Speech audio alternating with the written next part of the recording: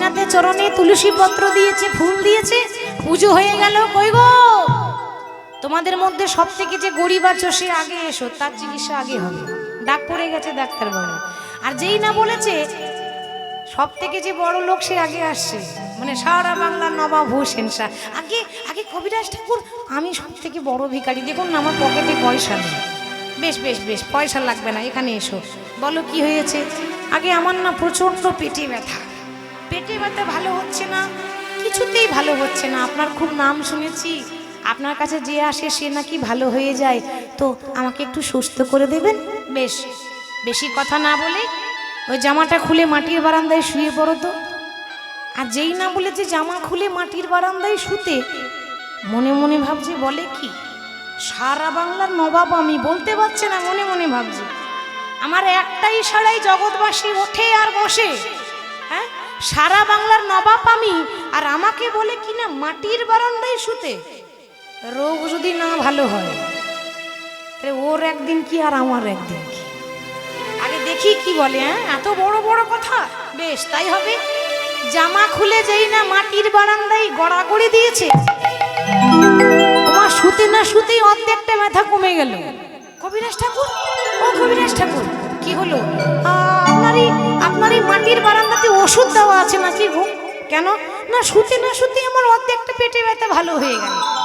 ও না না, আসলে কতজন কি ওষুধ দিতে গিয়ে পড়ে যায়, তো আমার মনে হয় ওইটুকুনি তোমার কাজ হয়েছে। অনেকজনকে ওষুধ দিতে দিতে মাটিতে পড়ে যায়, ওইটুকুনি তোমার কাজ হয়েছে। তুমি হাঁ করো, তোমাকে আসল ওষুধটা দিয়ে। আর যেই না হাঁ করেছে অমনি ওষুধ দিয়েছে। আর যেই না ওষুধ দিয়েছে মা, ওষুধ খাওয়া মাত্র কিছুক্ষণ পরে একেবারে পেটের ব্যথা একদম নির্মূল হয়ে গেল, মানে আর কোনো ব্যথাই নেই, সুস্থ হয়ে গেল।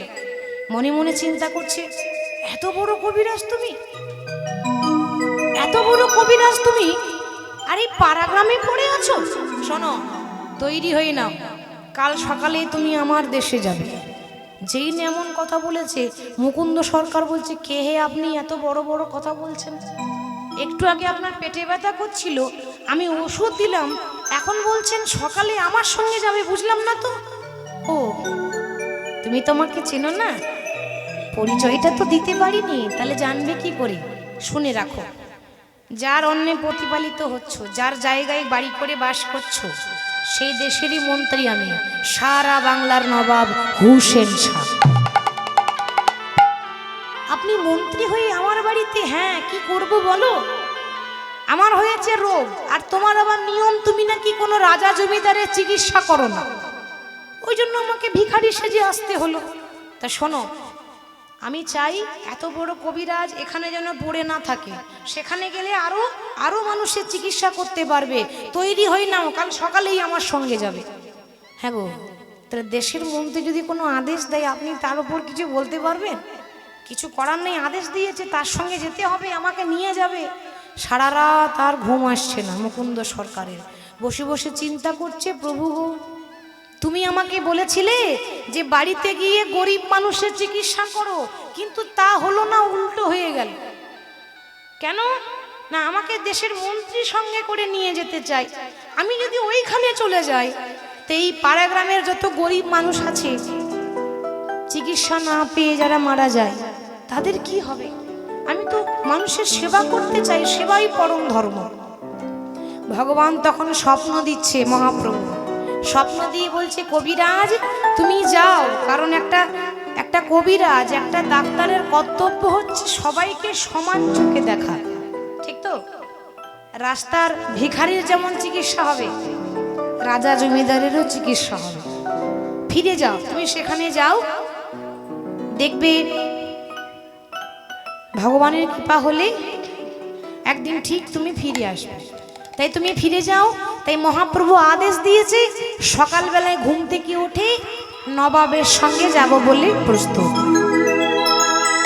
এবার যখন নবাবের সঙ্গে যাবে মা সকালবেলা, সারা বাংলার মুকুন্দ সরকার নবাবকে দেখে বলছে যে, নবাব আমি আপনার সঙ্গে যাব বটে, কিন্তু আমারও একটা শর্ত আছে। কি শর্ত? আমি আপনার বাড়িতে থাকতেও পারবো না, আমি আপনার বাড়িতে খেতেও পারবো না। হরি বল। কারণ সে হুসেন শাহ, তার জাতি আলাদা। আমি যাব আপনার সঙ্গে, কিন্তু আমার শর্ত আছে, আমাকে একটা ঝুপড়ি ঘর করে দিতে হবে, আমি ঝুপড়িতেই পড়ে থাকবো। সে কি, তোমার জায়গায় অন্য কেউ হলে বলতো যে আপনি তো মন্ত্রী, আপনাকে যখন কাছে পেয়েছি আমার দুতলাটা চারতলা করে দেন, কি গো বলতো তো। আর তুমি কি বোকা মানুষ, হ্যাঁ, আমাকে বলছে ঝুপড়ি করে দেন। ঠিক আছে, তা ঝুপড়িতেই থাকবে? বলে হ্যাঁ, ওখানেই আমি আমার প্রভুকে সেবা দেব আর ঝুপড়ি ঘরেই পড়ে থাকবো। সকালবেলায় নবাবের সঙ্গে যাচ্ছে, কেমন ভাবে বলে রে বদন, বলে রে বদন, মধু মাখায়ে হরে কৃষ্ণ না। বলি রে বদন, বলি রে বদন, মধু মাখায়ে হরে কৃষ্ণ নাম। একবার বলে রে বদন, বলে রে বদন, মধু মাখায়ে হরে কৃষ্ণ না। বলি রে বদন, বলি রে বদন, মধু মাখায়ে হরে কৃষ্ণ নাম। যদি বৃন্দাবন যান, বৃন্দাবন যেতে হবে না, আপনি এখানে বসে আছেন, আপনার মনটাকে নিয়ে যান, মনটাকে নিয়ে চলুন। সেখানে গেলে দেখতে কি পাবেন? সেখানে গেলে বৃন্দাবনে কি দেখতে পাওয়া যায় জানেন? হরি বল। यहाँ যমুনা किनारा है, श्रीनिधि वन प्यारा है, ब्रज की कन कन में श्याम तेरा नजारा है। यमुना किनारा है, निधि वन प्यारा है, कन कन में बिहारी जी आह तेरा नजारा है। दिल खो गया, दिल खो गया, दिल खो गया, दिल खो गया। दिल खो गया, दिल खो गया, दिल खो गया, दिल खो गया। একবারে বলে রে বদন, বলে রে বদন, মধু মাখায়ে হরে কৃষ্ণ নাম। একবার বলি রে বদন, বলি রে বদন, মধু মাখায়ে হরে কৃষ্ণ হরি নাম। বল। সুধা মাখায়ে হরে কৃষ্ণ নাম, মধু মাখায়ে হরে কৃষ্ণ নাম। একবার মধু মাখায়ে হরে কৃষ্ণ নাম, সুধা মাখা এই হরে কৃষ্ণ নাম। সুধা মাখায়ে হরে কৃষ্ণ নাম, মধু মাখায়ে হরে কৃষ্ণ নাম। বলি রে বদন, মধু মাখায়ে হরে কৃষ্ণ নাম। বলে রে বদন, বলে রে বদন, মধু মাখায়ে হরে কৃষ্ণ নাম। যেখানে নবাব থাকে, মানে যেখানে মন্ত্রী থাকে, সেখানে নিয়ে গেছে। নিয়ে গিয়ে মন্ত্রী থাকে একটা বড় রাজমহলে, আর মুকুন্দ সরকার থাকে একটা তালপাতার ঝুপড়ি ঘরে। গোপীনাথকে ছাড়েনি, সঙ্গে করে জড়িয়ে নিয়ে এসেছে গোপীনাথকে। দিয়ে ওই তালপাতার কুড়ে ঘরে ঠাকুরকে রেখেছে। সে যেখানে যাই প্রভুকে সঙ্গেই নিয়ে যায়। তালপাতার কুড়ে ঘরে প্রভুকে গোপীনাথকে সাজিয়ে রেখেছে। এবার অনেক দিন হয়ে গেল মা, ওই নবাবের সঙ্গে মুকুন্দ সরকারের দেখা হয়নি। কেন দেখা হয়নি? তিনি তো নবাব, বিভিন্ন রাজনীতি কাজ নিয়ে পড়ে থাকেন, সব সময় তো আর যাওয়া হয় না। তো অনেক দিন পর, কয়েক মাস পেরিয়ে গেল, নবাব মনে মনে চিন্তা করছে, তাই তো অনেক দিন হয়ে গেল, একবারও মুকুন্দ সরকারের সঙ্গে দেখা সাক্ষাৎ হলো না, মনটা ভীষণ খারাপ করছে। একবার গিয়ে দেখিয়ে এলে হয় না? মনে মনে ভাবছি, না আর ভালো লাগছে না, আজকে দেখা করতেই হবে। তো সারা বাংলার নবাব হুসেন শাহ ওই মুকুন্দ সরকারের তালপাতার ঝুপড়ি ঘরে যাচ্ছে। আর যখন যাচ্ছে দেখবেন মা, ওই সিরিয়ালে হয়, টিভি সিরিয়ালে যখন রাজারা যায় তখন দুজন দুপাশে ওই মোমরের পালক দিয়ে এরকম করে বাতাস করতে করতে নিয়ে যায়, থাকে তো, দুজন দুদিকে দাঁড়িয়ে থাকে। রাজা বলে কথা, হ্যাঁ, তাকে কষ্ট দিলে হবে, তা দুজন মোমরের পাখা দিয়ে এরকম করে বাতাস করতে করতে নিয়ে যাচ্ছে, আর মাঝখানে যাচ্ছে সারা বাংলার নবাব হুসেন শাহ। এবার যেই না ঝুপড়ি ঘরে ঢুকেছে, ওদিকে মুকুন্দ সরকার প্রভুর আরাধনা করছে, প্রভুর গান গাইছে, প্রভুর নাম করছে। সে এখন অন্যভাবে ডুবে আছে। দেখবেন কেউ যখন ভক্তিতে ডুবে থাকে, প্রভুর নাম করে, একটু ভক্তিতের মধ্যে ডুবে থাকে, সে সময় যদি কেউ ডাকাডাকি করে তার মনটা ওদিকে যায় না, প্রভুর চরণেই থাকে। বারবার ডাকছে মুকুন্দ, ও মুকুন্দ, কিন্তু তার সেদিকে লক্ষ্য নেই। সে গোপীনাথের রূপ দেখছে, মানে কৃষ্ণের রূপ দেখছে, আর দেখে মনে মনে ভাবছে, আহা প্রভু, কি সুন্দর তোমার তিলক, কি সুন্দর তোমার ওই বাঁশি, কি সুন্দর তোমার মাথার চূড়া, মানে ভগবান কিরকম দেখতে সেটা বর্ণনা করছে। কেমন ভাবে?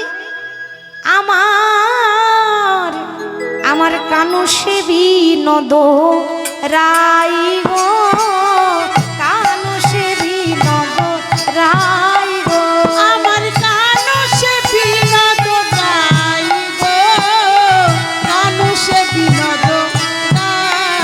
আমার কানু সে বিনোদ রাই গো, কানু সে বিনোদ রাই।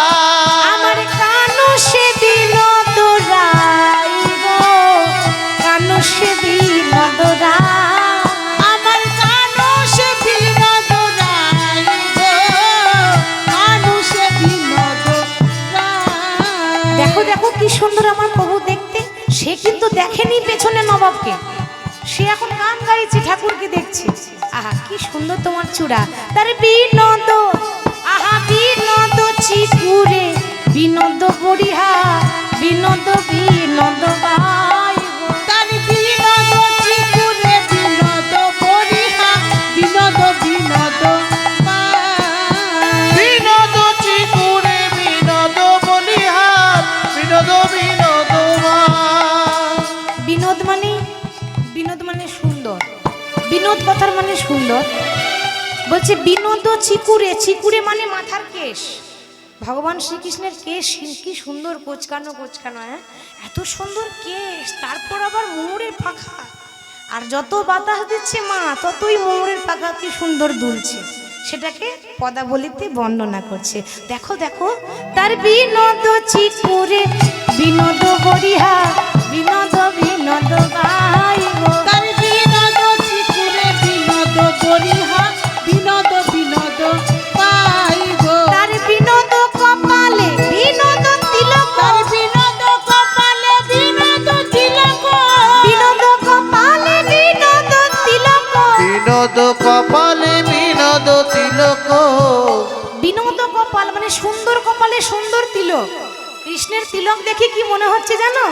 আহা বিনোদ বিনোদ সারে, বিনোদ বিনোদ সারে, তাই গৌর হরি। বিনোদ বিনোদ সাজে, বিনোদ বিনোদ সারে, বিনোদ বিনোদ সাজে। কানু সে বিনোদ প্রভু রাই। তোমরা দেখো দেখো, গোবিন্দের তিলক দেখে কি মনে হয় জানো? তার তিলক দেখে ত্রিলোক ভোলে, তার তিলক দেখে এই তিলক ভোলে, তার তিলক দেখে এই ত্রিলোকে ভোলে। ত্রিলোকি দেখে ত্রিলোকি ভোলে।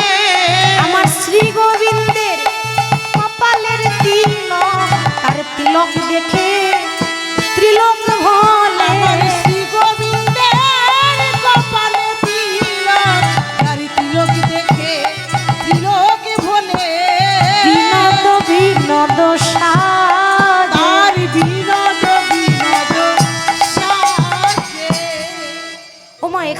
কথাটা এলো তখন একটু ছোট করে প্রসঙ্গটা বলে দিই। ভগবান শ্রীকৃষ্ণের মস্তকে ময়ূরের পাখা থাকে, তাই না? মনে প্রশ্ন জাগে না যে মাগো ময়ূরের পাখা কেন? ওটা তো সোনার পাখা হতে পারত, তাই না?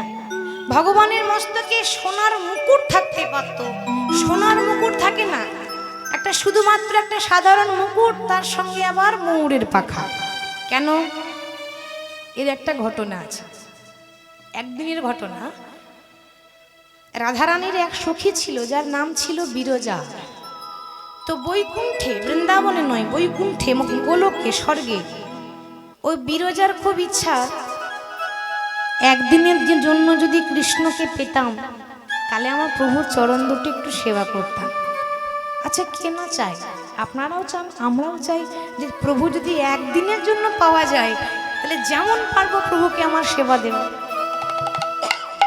এবার প্রত্যেক দিন তো রাধারানীর সেবা দেয়, রাধারানী মনে করে কৃষ্ণ আমার একাই, আর কারণ নয়। কিন্তু এটা কি সত্যি? রাধারানীর ভাবনাটা বৃথা হচ্ছে না? কৃষ্ণ সবার, ভগবান সবার, সে জগতের নাথ। আর কৃষ্ণ জগতের নাথ বলে সবাই তাকে বলে জয় জগন্নাথ। জগন্নাথ নাম এমনি হয়নি, জগতের নাথ সে। তা প্রভু রাধারানী তো প্রত্যেক দিন সেবা করে, আমি কি একদিনের জন্য পাবো না তোমার চরণ দুটো? ভগবান বলছে তাহলে কি করা যায়? ঠিক আছে, তাহলে তাই হবে, একদিনের জন্য আমি তোমার কাছে যাব, তুমি আমার চরণ সেবা করো। এবার যেই না বিরজার ঘরে গেছে, দরজায় একটা দারোয়ান ডেকেছে। হরি বল। দরজাতে একজন দারোয়ান ডেকেছে, নাম হলো শ্রীরাম। শ্রীরামকে বলছে, ভাই এই দরজায় তোকে দাঁড়াতে বললাম, কেউ যদি আসে আমার অনুমতি ছাড়া দরজা কিছুতেই ছেড়ে দিবি না, মানে দরজা খুলতে দিবি না, ভেতরে আসতেও দিবি না। এবার শ্রীরাম একেবারে দারোয়ান হয়ে দাঁড়িয়ে আছে। আর ওদিকে বিরজার ঘরে যেই না গেছে, অমনি বিরজা ভগবানের চরণ সেবা করছে। ও গো গিরিধারিলা বলো আর কত কাল প্রভু তুমি আড়ালে আড়ালে রবে, তুমি আড়ালে আড়ালে রবে। গিরিধারিলাল আর কত কাল আড়ালে আড়ালে রবে, আড়ালে আড়ালে রবে। ও গো গিরিধারিলা আরে কত কাল আড়ালে আড়ালে রবি, আড়ালে আড়ালে রবি। গিরিধারিলা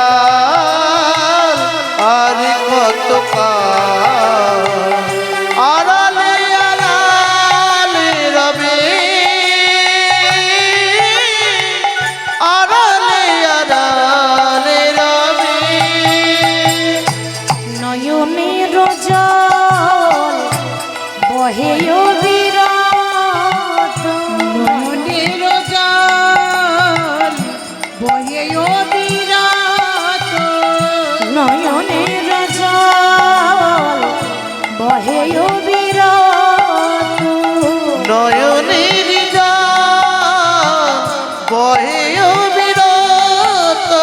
তুমি দর্শন দিবে বারে গিরিধারিলা আড়ালে আড়ালে রবি, আড়ালে আড়ালে রবি। গিরিধারিলাল আরে কত কাল আড়ালে আড়ালে রবে, আড়ালে আড়ালে রবে। প্রভু দেখা যদি নাই দেবে ও গো নিরুদয়, তবে কেন আশা দিয়ে ভরালে হৃদয়। তুমি দেখা যদি নাই দেবে ও গো নিরুদয়, তবে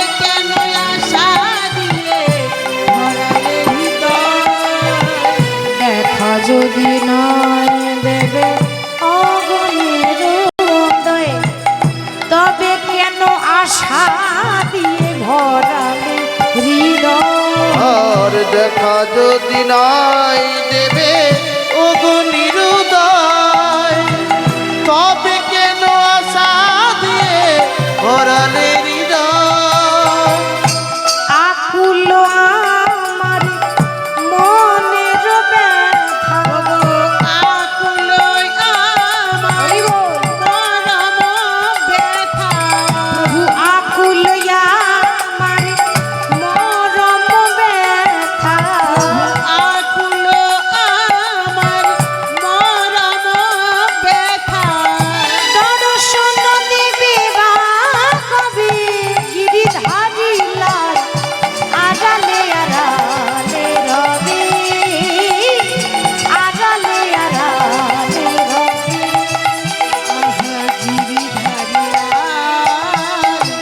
আর কত কাল আড়ালে আড়ালে রবে,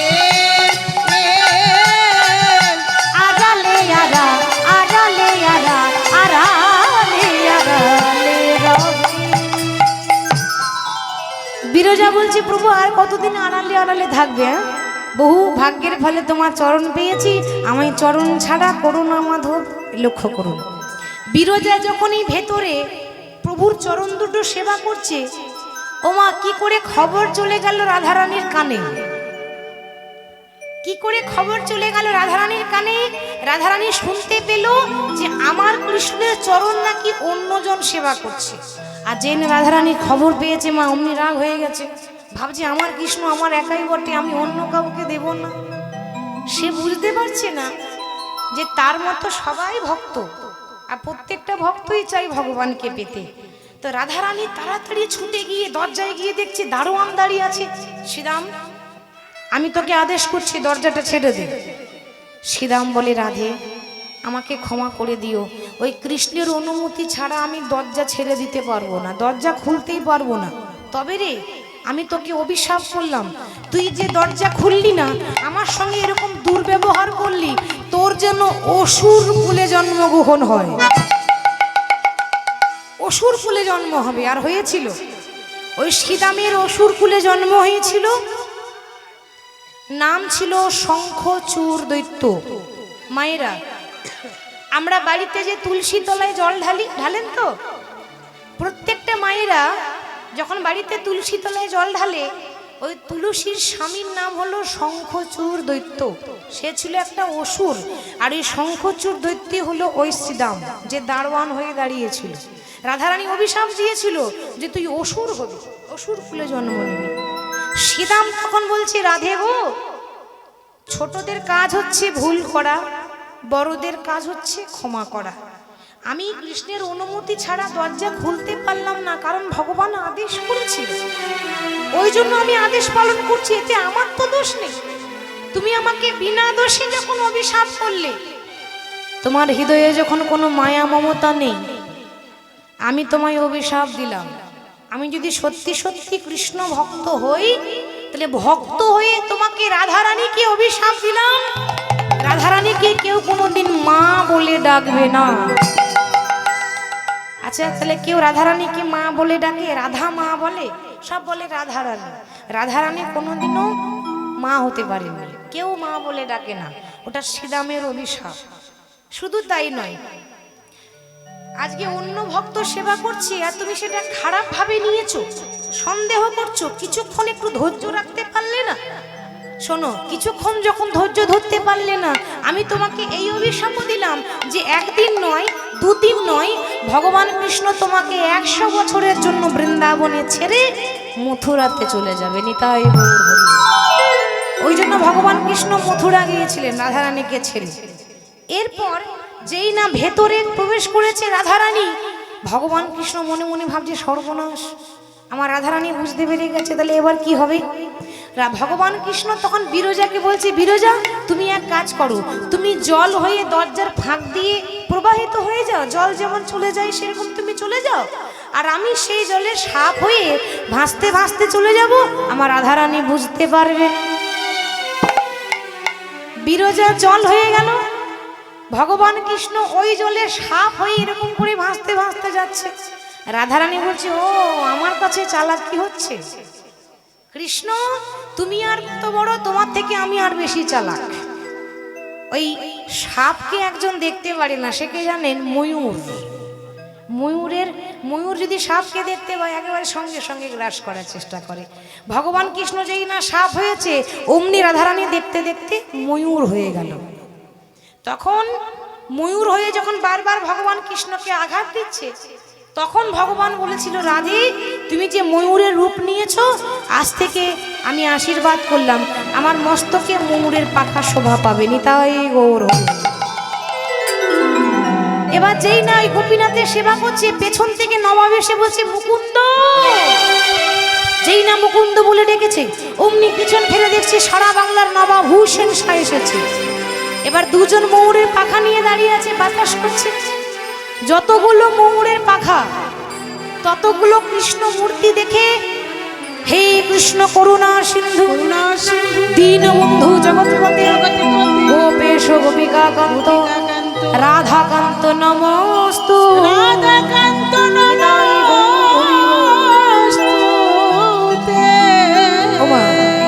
যেই না যতগুলো ময়ূরের পালক ততগুলো কৃষ্ণ মূর্তি দেখে মুকুন্দ সরকার অজ্ঞান হয়ে পড়ে গেল।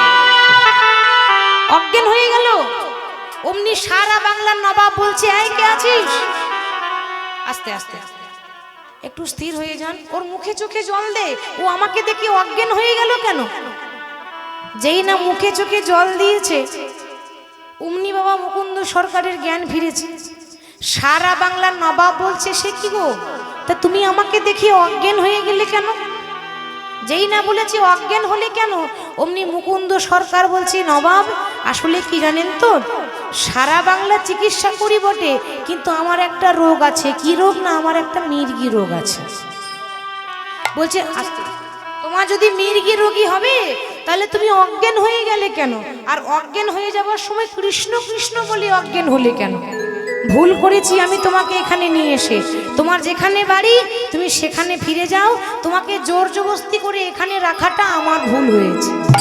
তোমাকে তো জোর করে এনেছি, তুমি গ্রামের মানুষ, তুমি গ্রামে ফিরে যাও। তাই সারা বাংলার নবাব আদেশ দিয়েছে, সে নিজে গ্রামে ফিরে এসেছে। গ্রামে ফিরে এসে অনেক দিন পর ওই মুকুন্দ সরকারের স্ত্রীর হয়েছে একটা রোগ। সে গ্রামে ফিরে এলো অনেক দিন থাকার পর। তার স্ত্রীর কি রোগ জানেন? গা হাত পা জ্বালা করছে, হাত পা শুধু জ্বালা করছে, মাথা জ্বালা করছে। সঙ্গে সঙ্গে বলছে, স্বামী দেখো না আমার কি হয়েছে, আমার হাত পা গুলো জ্বালা করছে কেন? সে কি, আচ্ছা কই দেখি তুমি জিভটা দেখাও। কি গো, ডাক্তারখানা গেলে ডাক্তারবাবু কি বলে, কই দেখি জিভ বার করো, কি গো বলে তো, দেখি চোখটা দেখি। তো যখন স্ত্রীকে দেখছে, ও মা গোটা বিশ্ব ব্রহ্মাণ্ডের রোগ সেরে বেড়ায়, এত বড় ডাক্তার হয়েছে, নাম হয়েছে, কিন্তু নিজের স্ত্রীর রোগ ধরতে পারছে না। কি রোগ হয়েছে, রোগ ধরতে পারছে না কেন বলুন তো? যে সবার রোগ ভালো করে, সে নিজের ঘরের স্ত্রীর চিকিৎসা করতে পারছে না কেন জানেন? অহংকার। ভগবান সব সইতে পারে, কিন্তু কারোর অহংকার ভগবান সহ্য করতে পারে না। ওই সবার চিকিৎসা করে তো একটু নাম হয়েছে, তো ওই জন্য মনের মধ্যে অহংকার হয়েছে। আর যেই না রোগ ধরতে পারছে না, অমনি ছুটে গেল মহাপ্রভুর কাছে। মহাপ্রভু, ওগো মহাপ্রভু, মহাপ্রভু, ওগো গৌর হরিয়া গৌর হরিয়া ক্ষমা করো, ক্ষমা করো, ক্ষমা করো।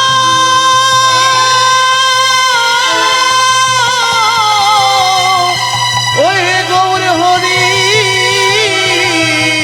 হে গৌর হরি। ছুটে এসেছে নবদ্বীপ, গৌর হরির পা দুটো জড়িয়ে ধরেছে। আরে আরে কি হলো, কি হলো, তুমি অমন করে ছুটে এসে আমার চরণে ধরছো কেন?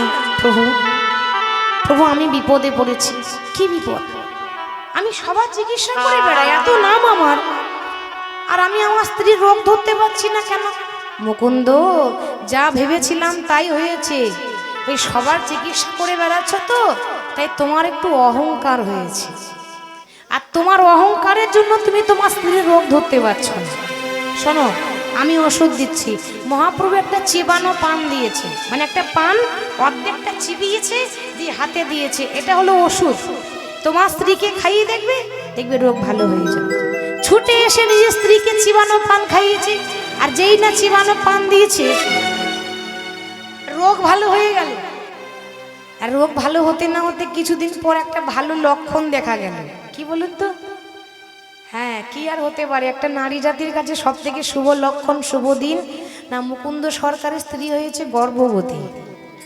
খুব আনন্দের কথা, সবাই জানলো। 10 মাস 10 দিন পেরিয়ে গেল, ঠিক সরস্বতী পুজোর দিন। সরস্বতী পুজোর দিনে পুষ্পাঞ্জলি দিচ্ছে, সবাই বাড়িতে এসেছে। আচ্ছা, তোমরা পুষ্পাঞ্জলি দিয়েছো? বলে হ্যাঁ দিয়েছি। এবার যেই না প্রণাম করতে যাবে, ওদিকে তার সন্তান জন্ম নিয়েছে। হেন কালে জন্ম নিল শিরঘুনন্দন। উলুধ্বনি কোথায়? হেমকালে জন্মিল চিরঘুনন্দন। বলি সন্তানের বদনে হেরি আনন্দিত মন। সন্তানের বদনে হেরি আনন্দিত মন।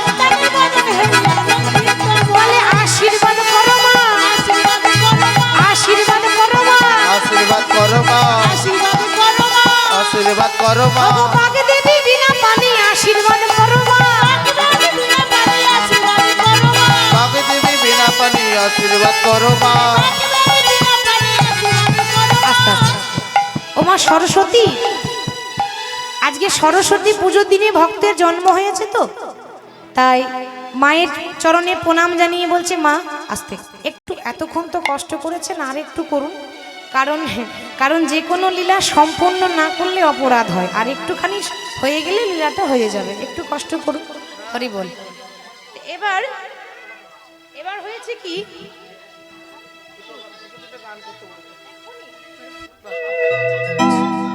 আস্তে আস্তে আস্তে। এবার সরস্বতী পুজোর দিনে সন্তান হয়েছে, তো তাই ছেলের নাম রেখেছে রঘুনন্দন। তো বলছে, ও মা সরস্বতী, তোমার আশীর্বাদ ছাড়া তো বিদ্যা বুদ্ধি হবে না।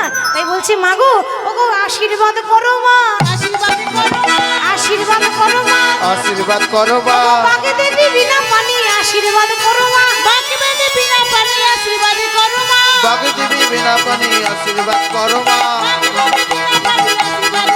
যেন ভাগবতে পড়তে পারে আশীর্বাদ করো মা, যেন সংকীর্তন গাইতে পারে আশীর্বাদ করো মা, সংকীর্তন গাইতে পারে আশীর্বাদ করো মা। সরস্বতীর শ্রী চরণে কইল সকল। মা সরস্বতীর চরণে ওই সন্তানকে সঁপে দিয়েছে। ছেলে হয়েছে, ছেলে নাম হয়েছে রঘুনন্দন। ছেলের নাম রাখলো রঘুনন্দন। এবার শুভ দিনে জন্ম হয়েছে সরস্বতী পুজোর দিন। ছেলে আস্তে আস্তে বড় হচ্ছে, 5 বছর বয়স হয়ে গেল। এবার দেখুন শেষ জীবনীটা কি হলো। 5 বছর বয়স হয়েছে রঘুনন্দনের। এবার বাবা একদিন গোপীনাথের পুজো করছে, আর পাশ থেকে একজন ডেকে বলছে, কবিরাজ ঠাকুর, ও কবিরাজ ঠাকুর, আপনি শিগগির চলুন, আমার বাবার শরীর খুব খারাপ, আপনি না গেলে বাবা খুব অসুস্থ হয়ে যাবে। এবার সে কি করে মা? একটা ডাক্তারের কি কর্তব্য? একজন চিকিৎসা না পেয়ে মারা যাবে, তাহলে তার চিকিৎসা করা আগে দরকার না পুজো করা আগে দরকার? কোনটা আগে? চিকিৎসা করা। বাহ, জীবে প্রেম করে যেই জন সেই জন সেবিছে ঈশ্বর। পুজো করতে বসে যদি একটা মানুষের প্রাণ চলে যায়, তাহলে সেই পুজো ব্যর্থ হয়ে যায়। আগে মানুষের সেবা, তারপর ভগবানের সেবা। বাবা মনে করছে যে আমি যদি পাশের গ্রামে চলে যাই চিকিৎসা করতে, তাহলে আমার পুজোটা তো এখনো হলো না, সবে তুলসী পাতা দিয়েছি, তাহলে পুরো পুজোটা কি হবে? আচ্ছা বলছিলাম কি, আজকের পুজোটা, আমার ছেলে তো বড় হচ্ছে নাকি, এই 5 বছর হলো, তা বলছিলাম কি আজকের পুজোটা আমার খোকাকে দিলে হয় না? বাবা মনে মনে চিন্তা করছে, আমার রঘুকে দিলে হয় না? রঘু, রঘু রে, ওরে ও রঘু। আজই না রঘু বলে ডেকেছে, 5 বছরের ছেলে রঘু ছুটে এসেছে। বাবা আমাকে ডেকেছো? হ্যাঁ তোকে ডেকেছি, এদিকে আয়। আমি বলছিলাম কি, আমি পাশের গ্রামে যাচ্ছি রুগী দেখতে, তো বলছিলাম আজকের পুজোটা তুই করে দিবি। বাবা কি বলছো তুমি? আমি মন্ত্র জানি না, আমি কি করে পুজো করব? 5 বছরের ছেলে তো। তুমি কত সুন্দর মন্ত্র বলো, আর আমি তো মন্ত্র জানি না। কি বললি? মন্ত্র। বারবার বল, মন্ত্র মন্ত্র মন্ত্র। ছোট ছেলে তো মন্ত্র বলতে পারছে না, মন্ত্র মন্ত্র মন্ত্র। ওরে কিবা হবে শুদ্ধ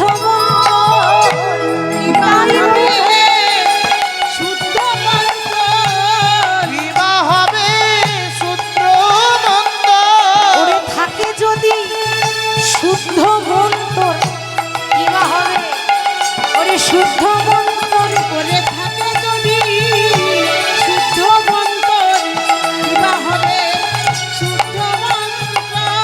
খোকা, যদি মন শুদ্ধ থাকে তাহলে মন্ত্র লাগে না। ওরে মন্ত্র বলতে হবে না, মন তো শুদ্ধ আছে। তুই একটু মন দিয়ে প্রভুকে খাইয়ে দিস, সেবা করিয়ে দিস। আমি চললাম। বাবা চলে গেল, মানে মুকুন্দ সরকার চলে গেল, আর তার ছোট্ট 5 বছরের ছেলে ভক্ত রঘুনন্দন। এই রঘুনন্দন 5 বছর বয়স, এত বড় থালা নিয়েছে, একটা থালা নিয়ে 1 থালা নাড়ু নিয়েছে। দিয়ে মন্দিরে এসেছে, এসে বলছে, গোপীনাথ, ও গোপীনাথ, জানো তো আজকে না পুজোটা বাবা আমাকে দায়িত্ব দিয়ে গেছে।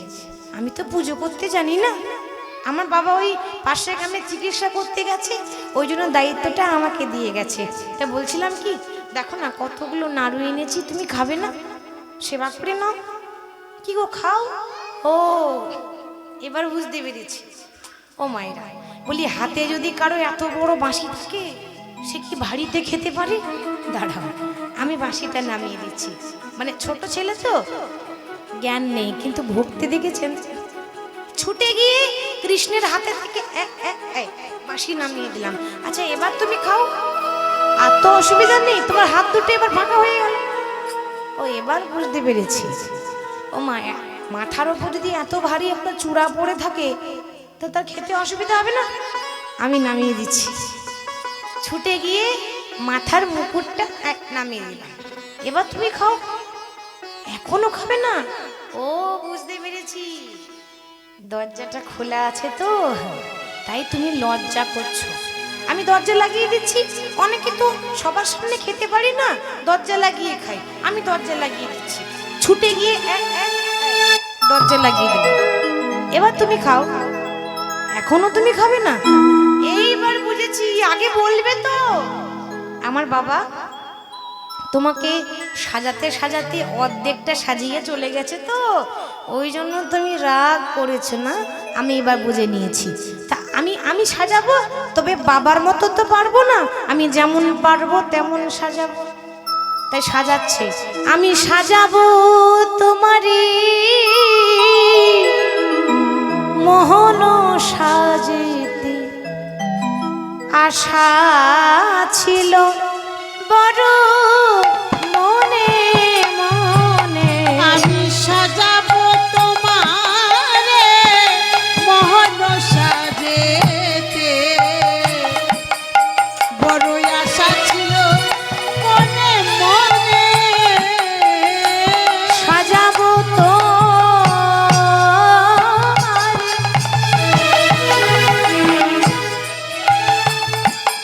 ওগো মোহন সাজেতে, গোপীনাথ, বড়ই আশা ছিল মনে।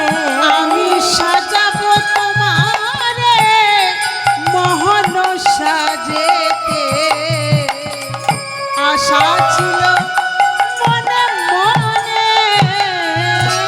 এ জগতে সবাই তোমাকে চন্দন দেয়। দেখুন, একটা 5 বছরের ছেলে কি বলছে, সবাই তোমাকে চন্দন দেয়, ও মা দোকান থেকে কিনে দেয়।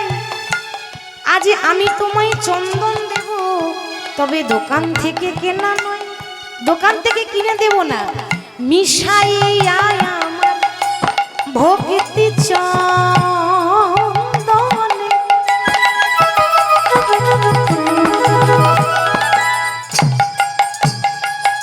আমার মনে কুসুমে দেব তোমার চরণে।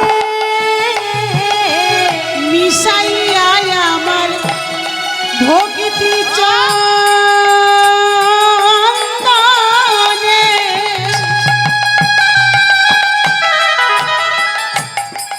ও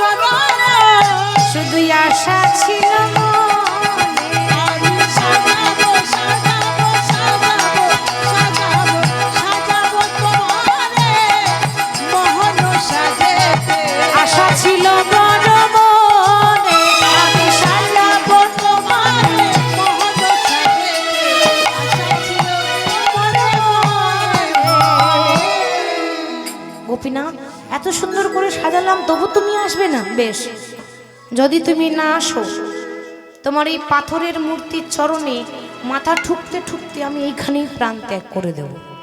5 বছরের ছেলে ঠাকুরের চরণে মাথা ঠুকছে, গোপীনাথ গোপীনাথ গোপীনাথ। একটা ছোট্ট ছেলে যদি ভগবানের চরণে মাথা ঠুকে, মাথা ফেটে রক্ততে বন্যা হয়ে যাচ্ছে। ভগবান মনে মনে চিন্তা করলেন, এবার যদি আমি না যাই, আমার ছেলেটা তো মারা যাবে গো, এবার তোমাকে যেতে হবে। তাই ভগবান কি করলেন, পাথরের মূর্তি থেকে হাত বাড়িয়ে বলছে, ওরে রঘুনন্দন নারুদে,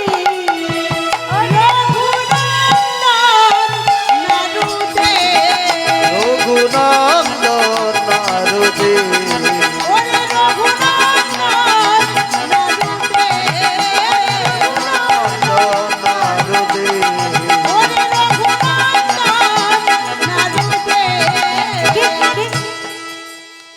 নারুদে, এখানে তো আমি ছাড়া আর কেউ নেই। যেই না উপর দিকে তুলেছে মাথা, সে তো চরণে পড়েছিল, দেখছি সাক্ষাৎ গোপীনাথ হাত পেতে দাঁড়িয়েই আছে। অমনি নাড়ু সেবা করাচ্ছে, আর নাড়ু সেবা করাতে করাতে সব নাড়ু গোপীনাথ খেয়ে ফেলেছে। গোপীনাথ, এত বড় থালায় 1 থালা নাড়ু এনেছিলাম, সব খেয়ে নিলে, একটা রাখতে পারলি না? ওরে রঘুরি, সবাই তো সেবা দেয়, কিন্তু তোর মতো সেবা কেউ দেয় না। তাই থাকতে না পেরে সব নাড়ু সেবা করেছি। বেশ, আমার পেট ভরে গেছে, সেবা হয়ে গেছে, এবার তুই যা, থালাটা নিয়ে বাইরে যা। খালি থালা নিয়ে বাইরে গিয়ে বলছে, মা জানো তো, আজকে না গোপীনাথ সব নাড়ু খেয়ে ফেলেছে। আপনার ছেলে যদি আপনাকে এরকম বলে, আপনি বিশ্বাস করবেন? করবেন? অন্য কেউ করবে? আপনার কথা ছাড়ুন, অন্য কেউ কি বলবে? বাবা, ও নিজে খেয়ে বলে কিনা ভগবান খেয়েছে। এ জগতে কেউ বিশ্বাস করবে না। মা মনে মনে ভাবছে, হায় হায় প্রভু, তুমি আমাকে একটা মাত্র সন্তান দিয়েছো, তাও আবার মিথ্যাবাদী ছেলে। 5 বছর বয়সে এত বড় মিথ্যা বলে কিনা ভগবান নাড়ু খেয়েছে। সেই সময় বাবা চিকিৎসা করে ঘর ঢুকছে, শুনতে পেল আমার ছেলে নাকি ঠাকুরকে নাড়ু খাইয়েছে। মনে মনে চিন্তা করছে, ব্যাপারটা কি? আমি এতদিন খাওয়াই, আমার হাতে কোনোদিন ভগবান একটা নাড়ু খায়নি, আর আমার ছেলে একদিন সেবা করিয়ে বলে নাড়ু খেয়েছে। তার মানে পরীক্ষা করতে হবে। পরের দিন আবার বলছে, ওরে রঘু, কালকে যেমন নাড়ু সেবা করিয়েছিলিস, আজকের দিনটাও তুই নাড়ু সেবা করিয়ে দে, আমার শরীরটা বেশ ভালো লাগছে না, আজ আমি পুজো করতে পারবো না। রঘুনন্দন জানে না, 1 থালা নাড়ু নিয়ে মন্দিরে ঢুকেছে, আর দরজার আড়ালে মুকুন্দ কবিরাজ দাঁড়াই আছে। কেন মা? হাতে নাতে ধরবো। আমার ছেলে নাড়ু খায় না গোপীনাথ নাড়ু খায়, আজকে হাতে নাতে ধরা পড়বে। ওই জন্য দরজার আড়ালে লুকিয়ে লুকিয়ে দেখছে। ভেতরে গিয়ে ছোট্ট রঘুনন্দন বলছে, ও গো গোপীনাথ নাড়ু খায়, গোপীনাথ নাড়ু খায়, গোপীনাথ নাড়ু খায়, গোপীনাথ নাড়ু খায়। বারবার বলছে নাড়ু খাও, নাড়ু খাও, নাড়ু খাও, কিন্তু ভগবান আজকে নাড়ু খেতে আসছে না। কেন গো? হ্যাঁ, বাহ, দরজার আড়ালে মুকুন্দ কবিরাজ দাঁড়াইয়েই আছে। কি গো, ভগবান সবাইকে দেখা দেবে নাকি? সবাইকে দেখা দেবে? তাহলে তো সবাই ভগবান দেখে নেবে। তো বলছি, ওর বাবা দাঁড়িয়ে আছে, কি করে দেখা দেব? তো বলছি, গোপীনাথ তুমি আসছো না কেন? বলি, রঘু, আসলে আমি যেতে পারবো না। কেন না? দরজার আড়ালে তোর বাবা দাঁড়িয়ে আছে। বারবার বলছে, প্রভু তুমি যদি না আসো, তাহলে আমার বাবা ভাববে আমি চোর, আমার বাবা মা ভাববে যে আমি নিজে খেয়েছি, যে ভগবানের নামে বলছি ভগবান নাড়ু খায়। তাহলে কোনো ভক্তকে যদি কেউ চোর সাজিয়ে দেয়, তুমি বসে বসে দেখবে, তোমার কাছে কি কোনো বিচার নেই? প্রভু দয়া করে তুমি নিজে এসে নাড়ু খেয়ে যাও। যেই না ভগবান হাত পেতে বলছে, ওরে রঘুনন্দন নাড়ু দে,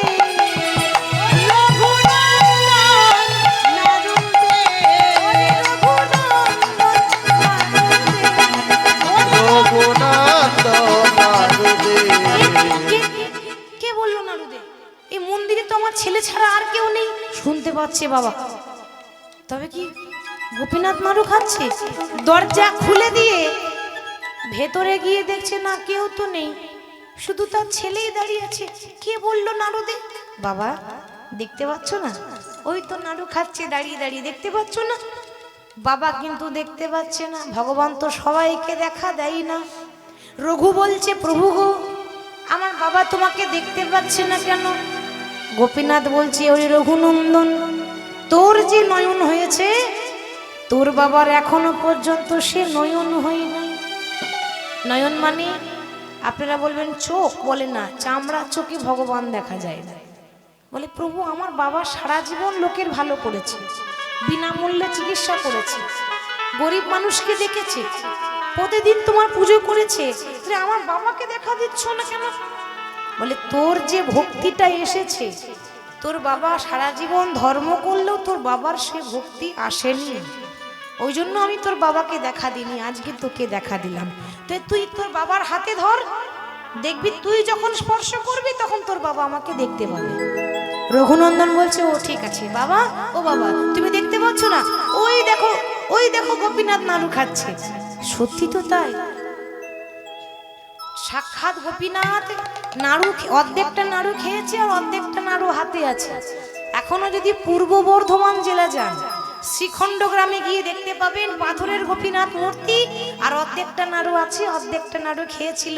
ও বাবা দেখো দেখো, অদ্যাপি শ্রীখণ্ডপুরে অর্ধ নাড়ু আছে করে, অদ্যাপি শ্রীখণ্ডপুরে অর্ধ নাড়ু আছে পড়ে, পুরে অর্ধ নাড়ু আছে পড়ে, অদ্যাপি শ্রীখণ্ডপুরে অর্ধ নাড়ু আছে করে, অদ্যাপি শ্রীখণ্ডপুরে অর্ধ নাড়ু আছে পড়ে। দেখে কোন ভাগ্যবান জনে, দেখে কোন ভাগ্যবান জনে, কোনো ভাগ্যবানই জানে, দেখে কোন ভাগ্যবান জনে, তাদের আনন্দ আর ধরে না, আনন্দ আর ধ্বনি আনন্দ আর ধরে না, আনন্দ আর ধরে না, ভগবানকে দর্শন করে আনন্দ আর ধরে না, ভগবানকে দর্শন করে আনন্দ আর ধরে না, বলে আনন্দ আর ধরে না, আনন্দ আর ধরে না, প্রাণ গৌর দর্শন করে আনন্দ আর ধরে না। প্রাণ গৌর দর্শন করে আনন্দ আর ধরে না।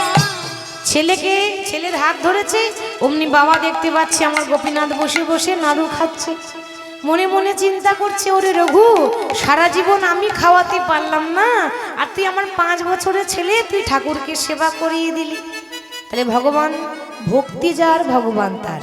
তাই আজকে বাবা এবং তার ছেলে মুকুন্দ সরকার এবং তার ছেলে রঘুনন্দন ভগবানের রূপ দর্শন করছে। আসুন এখানেই ভক্তের সঙ্গে ভগবানের মিলন করিয়ে দেব, এখানে আত্মার সঙ্গে পরমাত্মার মিলন করাবো।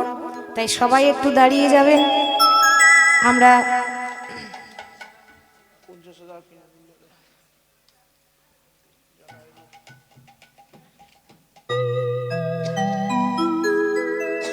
দুটো গান লিখেছেন, ওই গান আমরা গাইবো, তারপর লীলা বিশ্রাম দেব। তাই সবাই গাইব। কে আনিল রে, কোথায় ছিল রে, মধুমাখা হরিণা। এই নাম কে আনিল রে, করতালি দিয়ে বাহু তুলে সবাই মধুমাখা হরিণা। হরি নাম কে আনিল রে, কোথায় ছিল রে, মধুমাখা হরিণা,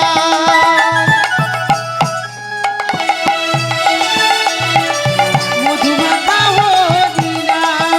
এই নাম কে আনিল রে, কোথায় ছিল রে, মধুমাখা হরিণা।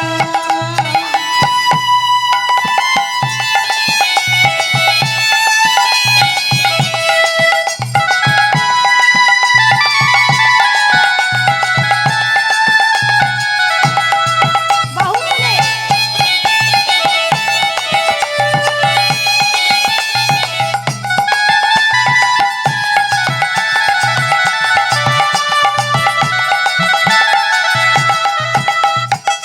নদিয়া নগরে শশী মাতারি ঘরে, নদিয়া নগরে সচিমা তারি ঘরে, নদিয়া নগরে শশী মাতারি ঘরে, নদিয়া নগরে সচি মাতার ঘরে, উদয় হলো নিমাই চা।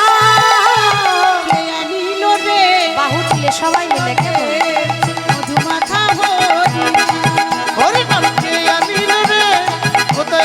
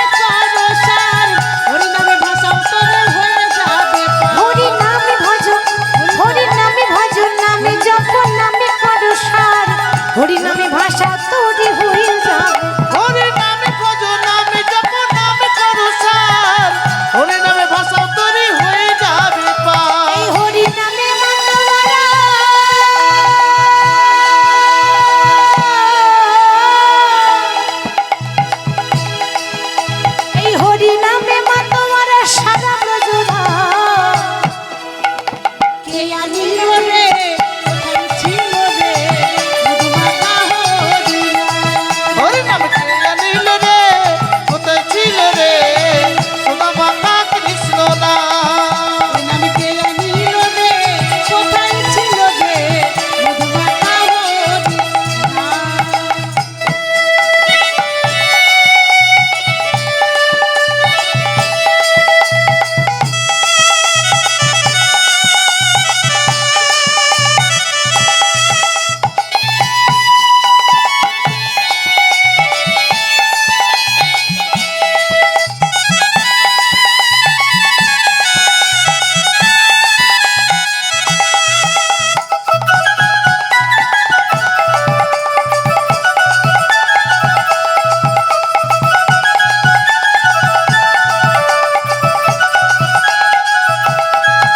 পাগল বিজয় ধীবর, পাগল বিজয় ধীবর বলছি হরির নামে ছাড়া গতি নাই, প্রেমানন্দে বাহু তুলে হরি বল।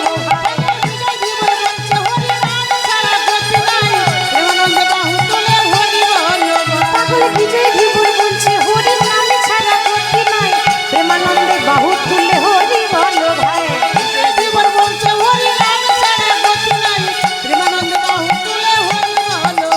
এই হরি নামে মাতোয়ারা,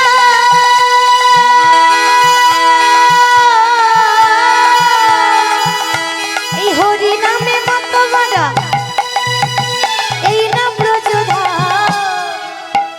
কে আনিল রে কোথায় ছিল রে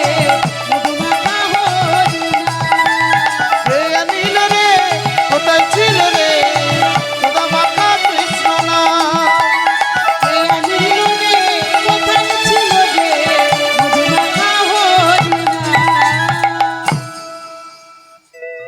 জনিতাই আর একটা গান অনুরোধ করছে, সেটা গাই কেমন সবাই মিলে, তারপর আমি মিলে বিশ্রাম দেব। ওরে মনে চাহি প্রাণে চাই, দিলে চাই যারে গো, সখী গো তোমরা কুঞ্জ সাজাও গো, আজ আমার প্রাণনাথ আসিতে পারে। তোমরা কুঞ্জ সাজাও,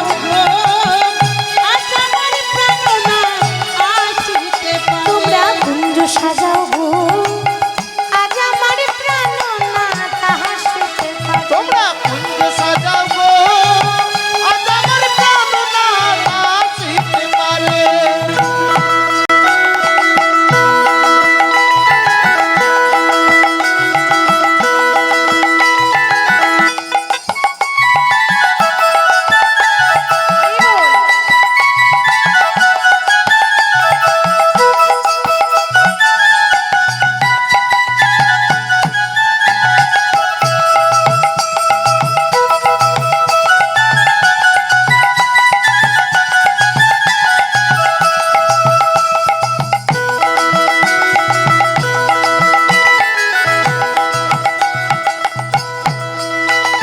বসন্ত সময়ে কোকিল ডাকে কুহুসরে, সখী বসন্ত সময়ে কোকিল ডাকে কুহুসরে, বসন্ত সময়ে কোকিল ডাকে কুহুসরে যৌবন বসন্ত আদি রইতে যাই না ঘরে। তোমরা কুঞ্জ সাজাও গো,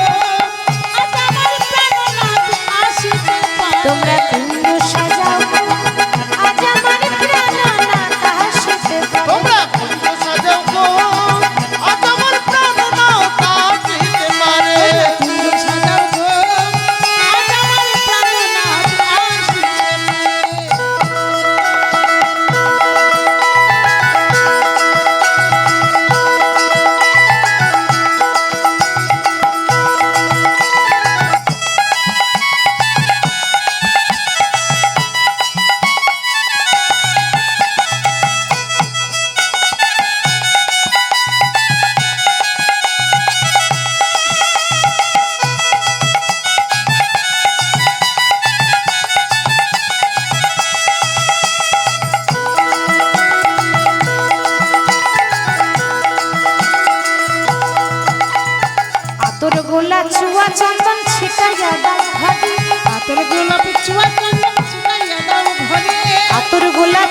চন্দন ছিটাইয়া দাও ঘরে, আতর গোলাপ জোয়া চন্দন ছিটাইয়া দাও ঘরে।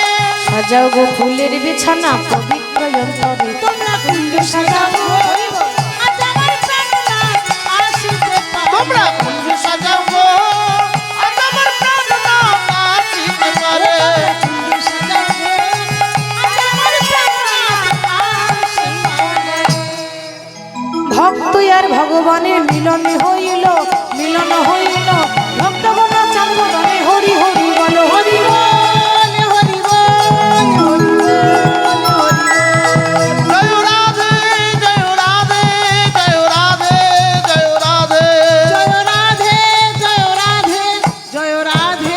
শ্রী গুরু প্রেমানন্দ নিতাই গৌর। রাধে বলি রাধা রানী কি, বৃন্দাবন ধাম কি, আপন আপন গুরুদেব কি, সকল ভক্তবৃন্দ কি, রাধা রানী কি, জয়। রাধে রাধে।